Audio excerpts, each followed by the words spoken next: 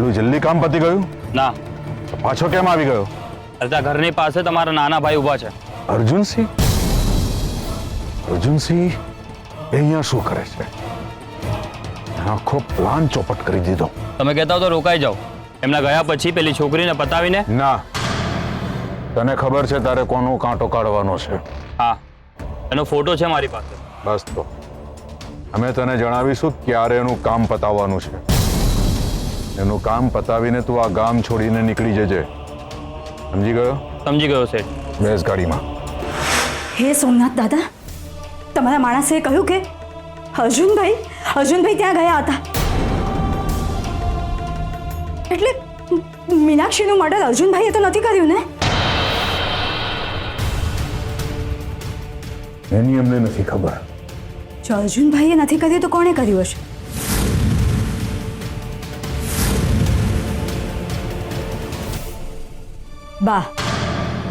બા મીનાક્ષીને રૂપિયા આપવા ગયા હતા. ક્યાંક બાએ તો ફોજદાર, એક વાત કહું. ગઈકાલે રાત્રે જ્યારે બા ઘરની બહાર જઈ રહ્યા હતા ને, તો મેં એમને પૂછ્યું હતું કે તમે ક્યાં જાઓ છો. તો એમણે મને કહ્યું કે જૂના અમુક હિસાબો બાકી છે, એ ક્લિયર કરવા જાઉં છું. ત્યારે મને શંકા ગઈ હતી કે એ ડેફિનેટલી મીનાક્ષીના સંદર્ભમાં જ વાત કરી રહ્યા છે અને એને જ મળવા ગયા છે.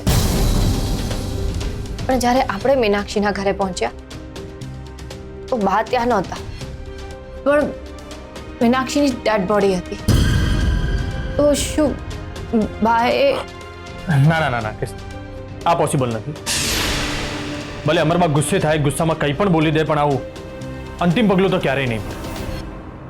જો એમને કોઈ હેરાન કરતું હશે ને તો અમરબા એમને વોર્નિંગ આપશે, એમને પૈસા આપીને એનું મોઢું બંધ કરાવશે, અથવા તો કાયદાકીય રીતે એનો કંઈક ઉપાય લાવશે. એટલે કે સર, મને નથી લાગતું કે એમને આવું કંઈ કર્યું. પણ ફોજદાર, વળીને મારી શંકાની સહિત તો બા તરફ જ જઈ રહી છે. કહ્યું ને કે સર, એ શક્ય નથી. પણ કેમ નથી? એક માં પોતાના દીકરાને બચાવવા કોઈ પણ હદ સુધી જઈ શકે છે.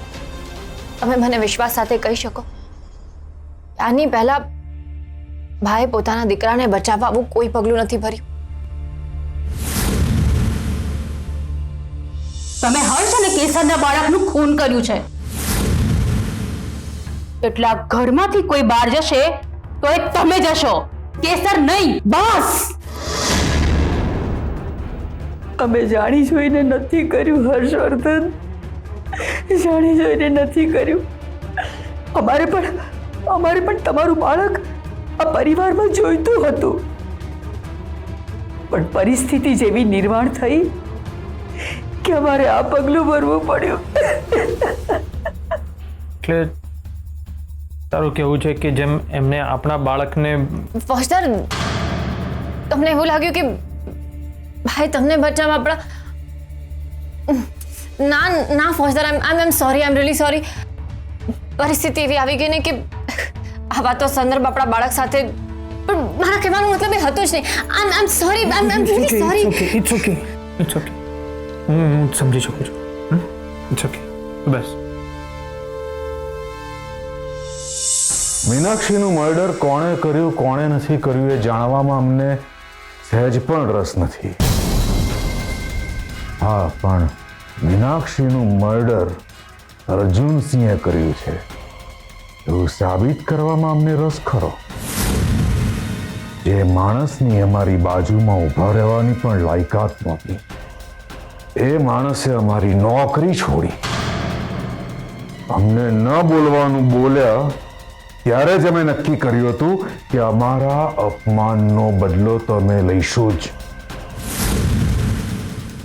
અમને એમ હતું કે અર્જુનસિંહ અમારી નોકરી છોડીને પોતાનું ઢાબુ ચાલુ કરશે અને આ ઘર છોડીને જતા રહેશે.